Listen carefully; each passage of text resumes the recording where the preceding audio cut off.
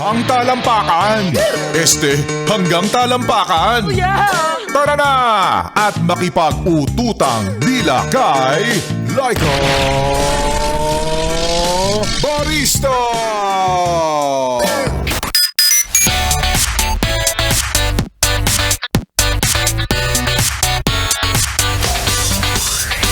Young and fresh na si Laika Barista pa rin, yes, friend, ang iyong kasama.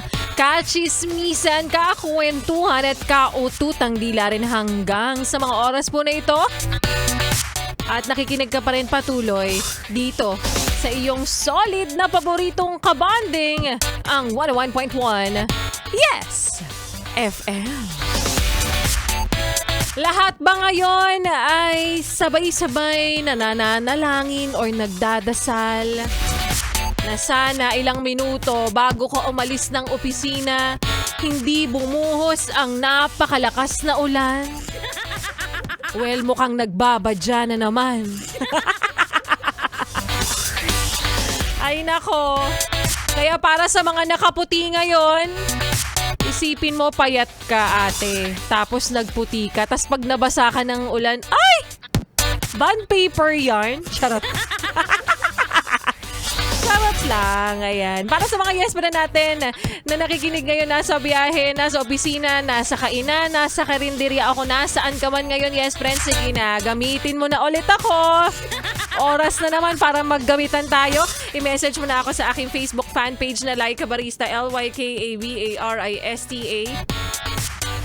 Para sa inyo mga pabate, pa-shoutout at maya-maya lamang alam ko naman na nag-aabang ka na naman na kung ikaw nga ba ang mananalo ng 500 pesos. Pero mamaya natin yan i-announce. But for now, balikan muna natin ang kwento ng ating Laika Barista Moments na pinamagatang Think Before You Speak para sa mga taong maanghang o maaanghang ang dila, pasmado ang bibig, na hindi marunong ipirme ang bunganga kapag may hindi kaya-ayang nakikita at akala mo naman itong nagsasalita kagandahan. Ang daming ganyan, no? Ang daming ganyan sa kanto nyo. Diba? Ikaw ba? Ano na yung mga intense na sinabi mo sa mga taong may unsolicited opinion? Madami yan. Siguro panigurado, ito rin yan sa'yo. Yung sasabihin sa'yo, huy! Tumataba ka o buntis ka? Wow, diba? Ang sarap sabihin na, ay, actually, nagpapataba talaga ako. Uy, ikaw! Nagpapapangit ka ba? Diba? Yes, friend. Opo. Well, nakakaloka. Tapos yung akala mo ang ganda-ganda ng kilay nung nagsasalita, mukha namang may nakadikit na busog na linta. Diba? Makapagsalita naman, akala mo walang arinola sa ilalim ng kama. Anong connect nun? Hindi. Kasi diba, totoo lang naman. Sino ka? Anong sinasabi mo? Mama mo.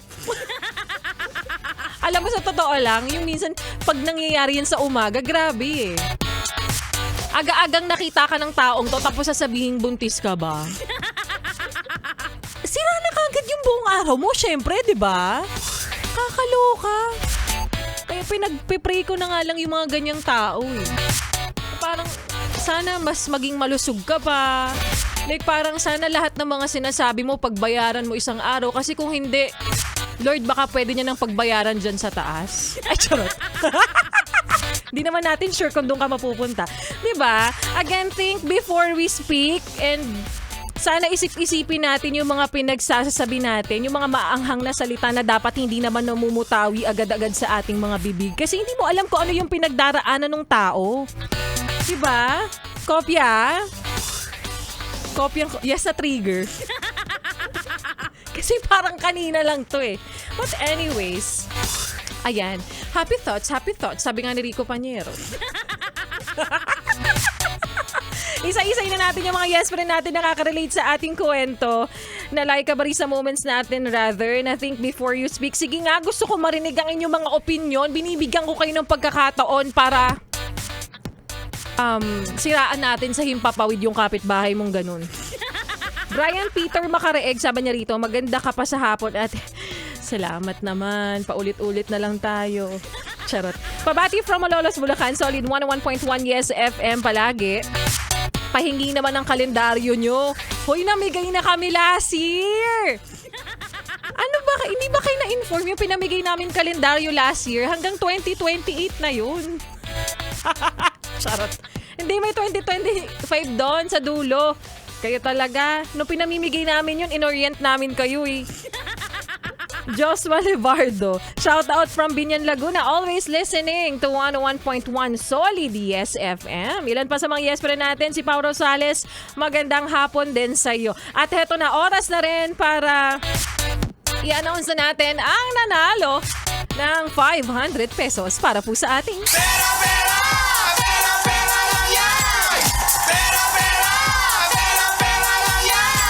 congratulations of course sa winner natin ng 500 pesos. Ikaw ay walang iba kundi si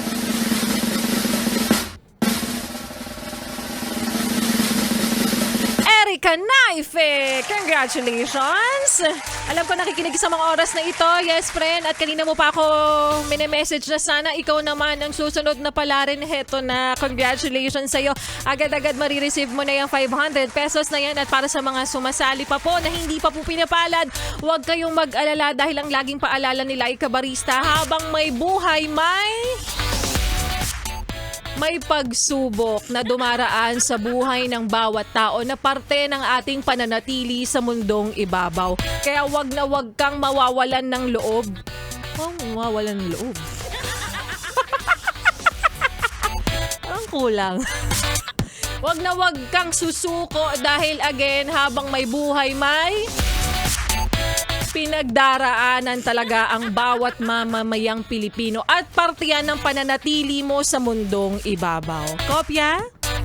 Dahil again, habang may buhay, may pera ka pa naman siguro, kaya hindi ka pa nananalo. Kaya para sa mga gutom na ngayon, habang may buhay, may pagkain sa labas. Salamat, Kim Chino. Anyways, ituloy pa natin, yes, friend, ang pakikinig mo sa mga kantahan ko ngayong gabi. Ay, ngayong hapon pala, napagabi na rin. Bakit? Ganun na rin yun. Galit na galit. Kasama ang susunod nating kanta na kahit ano pa ang problema sa'yo, mahal kita. Mahal kita sa taglay mong pambihira. Kaya naman here's Renz Verano para sa kanyang kantang Keep on Loving You. Maraming salamat mga yes friend. Happy Monday to all of you. Enjoy the rest of your Monday. At nakatuto ka pa rin patuloy dito sa 101.1 Yes FM Solid.